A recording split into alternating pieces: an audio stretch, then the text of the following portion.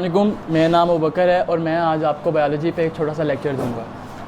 आज हमारा टॉपिक है history of formulation of cell theory, कि जो सेल थ्योरी है इसके बनने के पीछे हिस्ट्री क्या थी।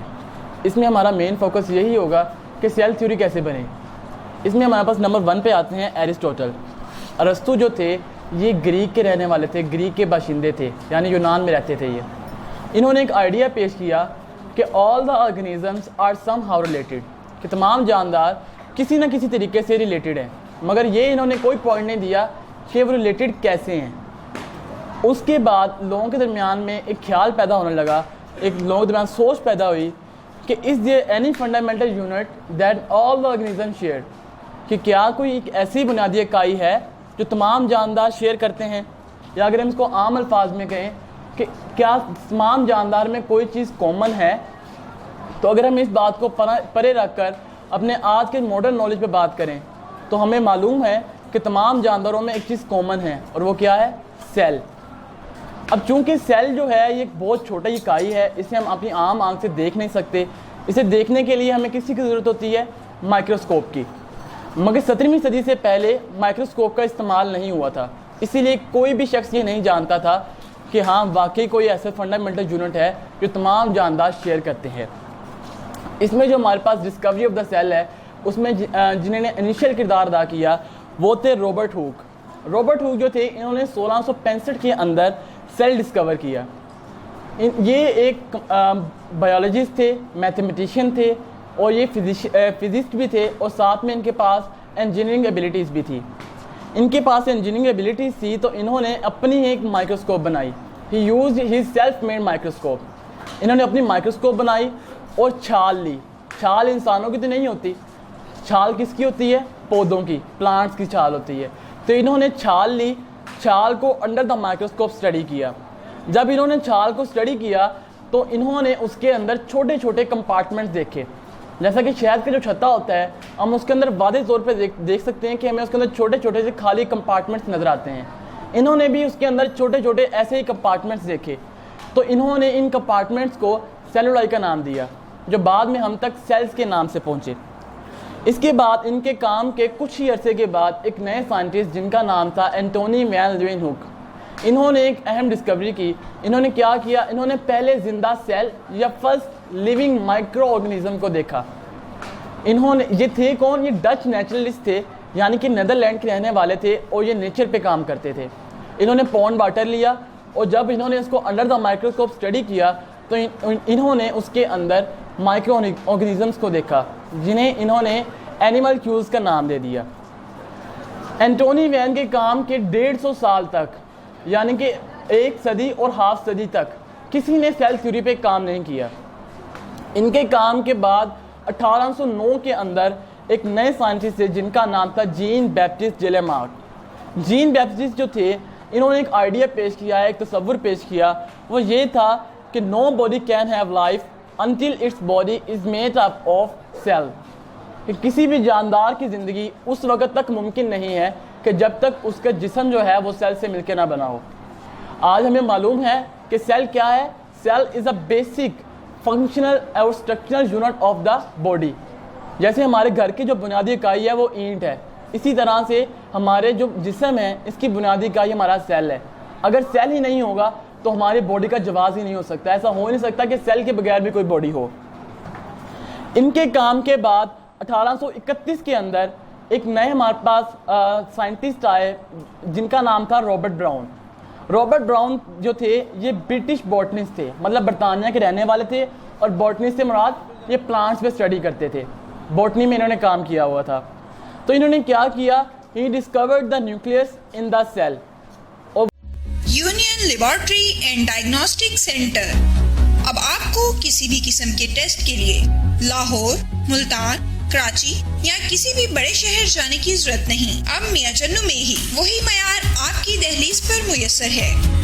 लेबोरेटरी की नुमायां खसूसियात, जदीद मशीनरी, स्टेरिलाइज्ड और कुशादा माहौल, कैलिब्रेन और क्वालिटी कंट्रोल, आला तालीम याफ्ता और मुस्तनद पैथोलॉजिस्ट और लैब टेक्नोलॉजिस्ट की ज़ेरे निगरानी, जहां पर शुगर, गुर्दे, जिगर, दिल, कोलेस्ट्रॉल, पित्त, पेशाब, हेपेटाइटिस, यरकान और तो और मर्दों की पोशीदा अमराज से मुतल्लिका तमाम टेस्ट इंतहाई मुनासिब फीस में किए जाते हैं। बैरून मुल्क जाने के लिए आरजी मेडिकल टेस्ट के लिए तशरीफ लाएं। घर से सैंपल कलेक्शन की सहूलत भी दस्तयाब है। जदीद तरीन पैथोलॉजी लैब को दुनिया के बेहतरीन आलात से आरास्ता किया गया है। यहाँ पे तकरीबन लेटेस्ट इक्विपमेंट पैथोलॉजी के सारे हैं।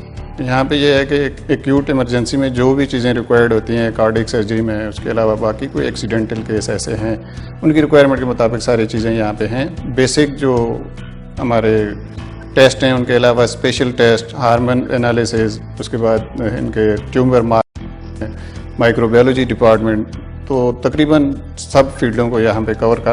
Union laboratory and diagnostic centre, Mahar Mohammad Naeem, laboratory manager, biochemist, lab technologist, MSc biochemistry, university of agriculture Faisalabad, BSc medical laboratory technology, Sheikh Zayed hospital, Punjab university Lahore. उसको सुपरवाइज करते हैं और हमारी जो इक्विपमेंट है लैब में वो second to none, top class.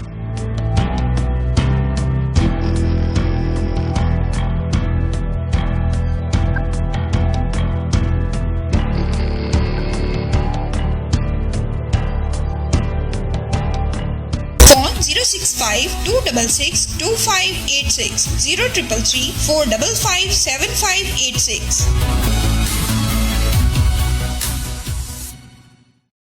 वो न्यूक्लियस सेल किसका लिया था इन्होंने? चूंकि ये बॉटनिस्ट थे तो इन्होंने प्लांट सेल लिया।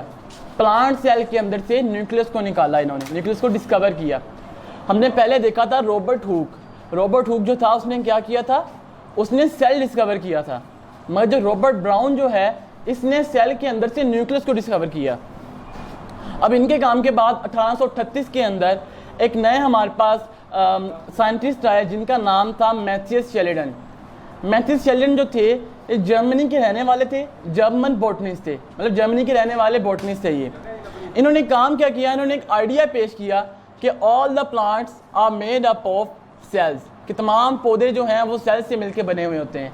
और वो सेल्स किस तरह के होते हैं? मल्टी सेलुलर, मतलब कि एक दो सेल से मिलकर नहीं बनते प्लांट्स, ये करोड़ों सेल से मिलकर बनते हैं। और 1849 के अंदर एक नए दूसरे साइंटिस्ट थे जिनका नाम था थीडर शिवान। ये भी जर्मनी के रहने वाले थे, मगर ये बॉटनिस्ट नहीं थे, ये ज़ूलॉजिस्ट थे, मतलब एनिमल्स पे काम करते थे। और चूँकि एनिमल्स पे काम करते थे, इन्हें एनिमल्स के बारे में ज़्यादा पता था, तो इन्होंने भी ये बात प्रपोज की कि all the animals are also made up the cells, कि तमाम जो जानवर हैं ये भी सेल्स से मिलकर बने हुए होते हैं और ये भी मल्टी सेलुलर्स होते हैं। अब इन दोनों की जो ये बातें थी, जो ये इन दोनों का काम था, बाद में ये हमारे पास एक पॉस्टुलेट्स बने उसके सेल थ्योरी के, उसमें से ये फर्स्ट पॉस्टुलेट बना और इस तरह इन दोनों ने सेल थ्योरी के अंदर अपना इनिशियल किरदार अदा किया। इसके बाद हमारे पास एक नई कहानी शुरू होती है, इसके बाद एक नई स्टोरी शुरू हुई। वो ये थी कि how the from where the cells come, कि सेल्स आते कहाँ से हैं।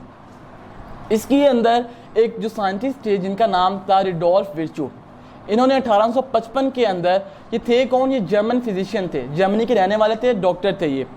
इन्होंने 1855 के अंदर अपनी जर्मन लैंग्वेज के अंदर इन्होंने एक फिक्रा बोला, एक कोटेशन बोली जो थी ओमनिस सेलुला ई सेलुला, जिसको अगर हम इंग्लिश में ट्रांसलेट करें तो इसका मतलब ये होता है कि all the cells arise from division of the pre existing cell, कि कोई भी सेल्स जो है वो खुद नहीं बनता, they are not auto generated, ये खुद ब खुद नहीं बन जाते, ये पहले से जो मौजूद सेल्स होते हैं इनकी डिवीजन से बनते हैं, ये खुद ब खुद नहीं बनते और ये किसी भी नॉन लिविंग ऑब्जेक्ट से नहीं बनते। इनका जो काम था उसको एक्सपेरिमेंटली भी प्रूव करना था, तो इसके लिए लुईस पैस्चर तो जो थे ये वही साइंटिस्ट थे जिन्होंने पैस्चर टेक्निक का जिन्होंने हमें तसव्वुर दिया था, पास्चराइजेशन टेक्निक का जिन्होंने हमें तसव्वुर दिया था। वो ये थी कि जो बेकरी आइटम्स है लाइक मिल्क, इनको अगर हम बॉयल करें तो हम इनके अंदर से बैक्टीरिया को अलग कर सकते हैं। तो जो लुईस पास्चर जो थे, इन्होंने हमारे पास इसका हमारा काम था, रुडोल्फ विर्चू का जो काम था, इसको एक्सपेरिमेंटली प्रूव किया 1662 के अंदर, और इस तरीके से सेल जो थ्योरी है वो हमारी बनी। अब जो ये बातें हैं जितनी पढ़ने या पढ़ाने में आसान है, इतनी आसान है नहीं। जो ये साइंटिस्ट जो थे, जितने भी साइंटिस्ट थे, इन्होंने इन कामों के अंदर अपनी आधी ज़िंदगियाँ 20-20 साल गुजार दिए थे। तो इसलिए ये जो काम है इनके इतने मकबूल हुए। अब इसके बाद हमारे पास्टुलेट्स आते हैं, इसके सेल थ्योरी के पास्टुलेट्स बनते हैं। वही हमारा जो पहला हमारा पास्टुलेट था शीडल का और शिवान का कि all the organisms are made up of 1 or more sales, कि तमाम जानदार जो हैं वो एक या एक से ज़्यादा सेल से मिलके बने होते हैं। और दूसरा पास्टुलेट कैसे बना? दूसरा पास्टुलेट जो हमारे पास एरिस्टोटल जो थे, जो उन्होंने तस्वुर दिया था, उसी का पास्टुलेट बना। वो ये था कि cells are the smallest living things, कि सेल्स जो हैं वो छोटे छोटे जानदार हैं, and the basic unit of the organisation of the cell organisms. और ये सेल ऑर्गेनिजम्स जो ऑर्गेनिजम्स हैं इनकी सेलुलर ऑर्गेनाइजेशन के बेसिक यूनिट्स हैं। और थर्ड हमारे पास जो रिडोल्फ विर्चू जो हैं इनका आइडिया हमारे पास थर्ड पास्टुलेट बना, वो ये था कि cells arise from pre existing cells, कि सेल्स जो हैं वो पहले से मौजूद सेल्स से बनते हैं। अगला जो हमारा टॉपिक है वो ये है सब सेलुलर और ए सेलुलर पार्टिकल्स। यहाँ पे देखिए हमने पार्टिकल्स का वर्ड यूज़ किया, ऑर्गेनिज्म का वर्ड यूज़ नहीं किया। ए सेलुलर का मतलब ये है कि जब भी इंग्लिश में किसी वर्ड के आगे ए लग जाए तो वो इस चीज़ की नफ़ी करता है। ए सेलुलर मीन्स कि जिनमें सेल्स ना हो, they do not have the cells. ऐसे पार्टिकल्स जिनके अंदर सेल्स ना पाए जाते हों उन्हें हम ए सेलुलर पार्टिकल्स कहते हैं।